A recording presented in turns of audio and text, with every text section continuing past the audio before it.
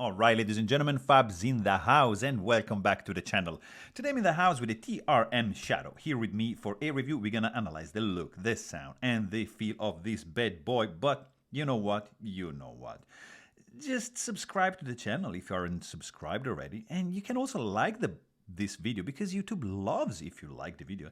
And you know what also YouTube and I also do like? If you leave me a comment down below and if you let me know what you guys think about this fella right over here. Let's do the unboxing. TRM USA, of course. You have a warning. This might give you cancer. So yeah, that's scary, but that it is what it is, and you get this lifetime warranty, some informations right over here, a nicely padded box, but then you get this fella right there. So let's quickly check the size on this one. Not too big. You get like a 3.2 inch long cutting edge with a 4.6 inches for the handle, for the overall length of 7.6 inches. So yeah, not too big, but not too small. Like for example, this is the Benchmade bag out, and right up here you see the mini bag out. Yeah, so we are pretty much in the realm, in the same ballpark of the big bag out, but not by much. Here you get a couple options from Spyderco, Paramilitary 2, Para 3, and pretty much a little bit bigger than the Para 3, for sure, smaller than the Paramilitary 2. Here you get to see a couple of options from Chris Reeve knives, large Sebenza 21 and small Sebenza 21, and the Shadow is just right in the middle between these two fellas. Couple of other one, a little bit higher in price. This is a Brian Nadeau Void XL and F, and right up there, Koenig Knives Arius Style 55, and this fella is of course smaller than both. Here you get to see a big boy. This is the Svarn from Kultrotech, and this is the third version right up here, a Beauty Spectre from Holt Bladeworks. To show you another couple of beauties, here we have Chicago Custom Division F3 NS and Neon NL, to show you that I mean, look at this. We are in the same realm of the Neon, but the handle to blade ratio of the Neon is just hard to beat. But anyways, we are here to chat about the TRM Shadow, and this is a very interesting knife made in US. It's gonna be around 280 bucks. It is a G10 axis lock knife. It's a folder, of course, with thumb studs on both sides. You get an interesting look, kind of like reminiscent of the Shaman from Spyderco, kind of like I see the beefiness, the tall blade and handle, very comfy, so might be competing in that segment of the market. And right over here you have a set of G10 scales with a full integral look, because the backspacer right over here is just embedded on the show side scale.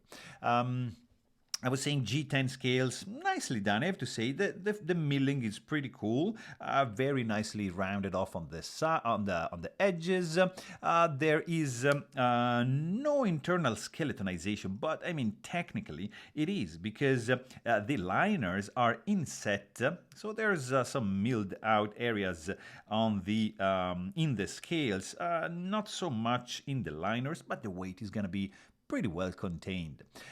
You do see like some very cool rounding off on the edges, but what I do see, it's like a little imperfection right over here. Check it out. So it's kind of like they stopped chamfering this side and they just stopped right there, whereas on the other scale they just went up to the full backspacer beginning. So that's very odd to me, and of course that's going to be in the fit and finish section, but you can clearly see a gap here, and that's not really good. But for especially like 280 bucks knife, I think, I don't know, maybe that's a mistake, maybe this is early production, I really don't know, but that's there. Beside that, I mean, I don't feel any anything here, but that's all right. You have a very cool set of finger grooves right over here. You can choke up. You can even do like this kind of grip, but this gonna be preferred. So very cool sharpening choil, nice finger choil right over there. You get this backspacer, kind of backspacer, which is absolutely protecting the tip of the blade, which is centered, and it's an interesting construction for sure. Very nice look, I have to say, when closed. I like it. On the show side, you can see this like pivot, nicely decorated with a kind of like shell kind of pattern going on. One screw that is holding the scale up against held together with the liner, and this tab right over here, because yeah, the pocket clip is dip carry, and it's dip up carry only, but it's reversible, so you can just pop it on this side if you prefer. So that's pretty good too. Pretty good option you have, and they give you a nice filler tab, which is sticking out a little bit on this side. As you can see, it's just not flush with the handle, so it's just a little bit thicker. Not a biggie, but just thought to mention. Also, the construction is pretty simple. You get 3 screws here and the 4th one over there, and just 1 here, plus the pivot, which is keyed in on this side. So you're gonna need a T10 and T6 for the handle. You can also check my maintenance video if you want to know how to take this guy apart. Not too hard to disassemble, but you want to definitely check the videos if you're unsure. Then this, of course, is an axis lock. So as you can see, you have a couple of Omega springs, which you can see right over there, wrapped around this button. And you have a notch in the blade where the lock just springs up. To lock the blade in position, you just pull it down and you release the blade. You see from that notch, which you can probably see right over there. See, it's passing in the hole. And then right over here, the blade just locks with the spring tension pulling up the axis lock and acting as a detent, which in this case, it's good. I mean, you have to shake it vigorously to have the blade open, but yeah, that's going to be that's going to be the mechanism holding the blade in place. The clip is working nice. It's like a little bit too simple. I've seen this kind of clip in like cheaper knives, and that's not fantastic. But I mean, we are kind of like in the, let's say, budget realm. I mean, $300 is no budget knife for sure. It's an expensive one, but still, considering that there's like many much more expensive options with mill clip 3D stuff going on. Of course, for this price, this is what you get. Also, the blade, I kind of like this this profile, like ship's foot kind of thing going on. It's very thin stock. You get a logo right over here, and you get on the back TRM USA and 20 CV steel, the steel employed for this full flat grind, nice flat stone washed blade. The edge is not very symmetrical, as you can see, just thins down at the tip. Then you get pretty much, like I would say, 40% belly and straight edge up to the sharpening choil, which is huge and chamfered and absolutely fully functional, but there's no jimping here, so that would have been amazing to have, a little bit of grip also right there, because there's no jimping anywhere except for these lines. That's gonna be, these are the only, grippy part. Really crazy thin stock. Let's actually measure this guy right over here. Look at this, 0.086. And behind the edge, this fella is going to be pretty nice, I guess. Let's see, right over here, 0.02. So not too bad. It's definitely a cool slicer for sure.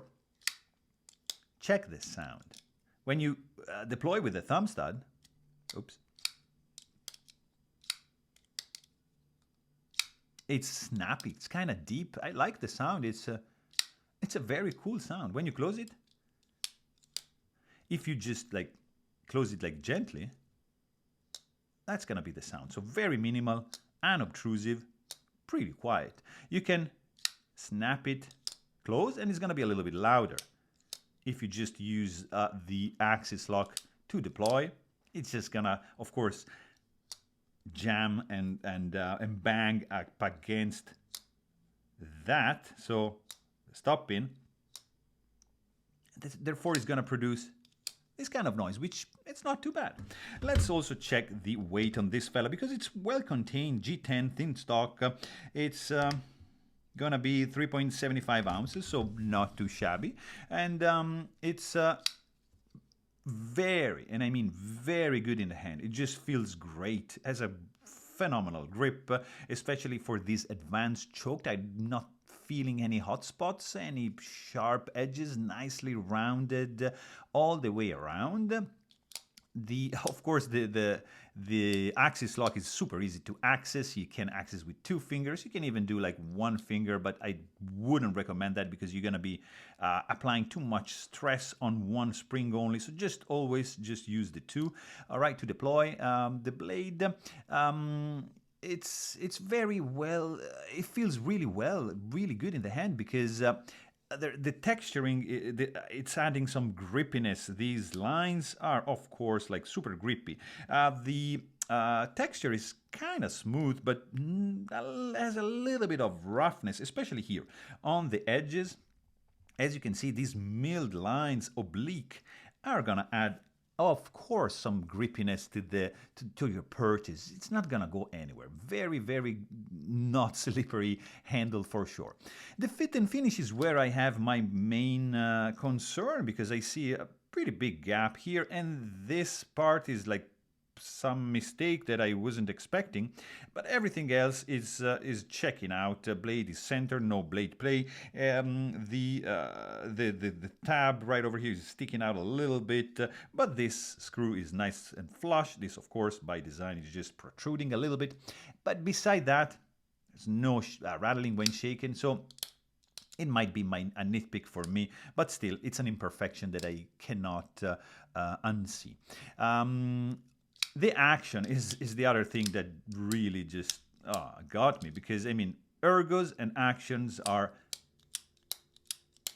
really, really stellar.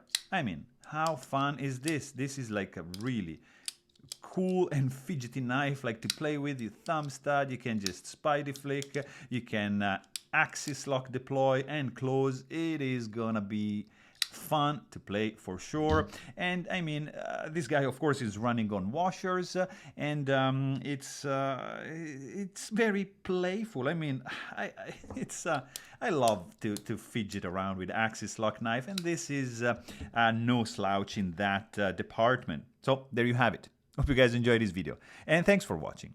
Stay tuned.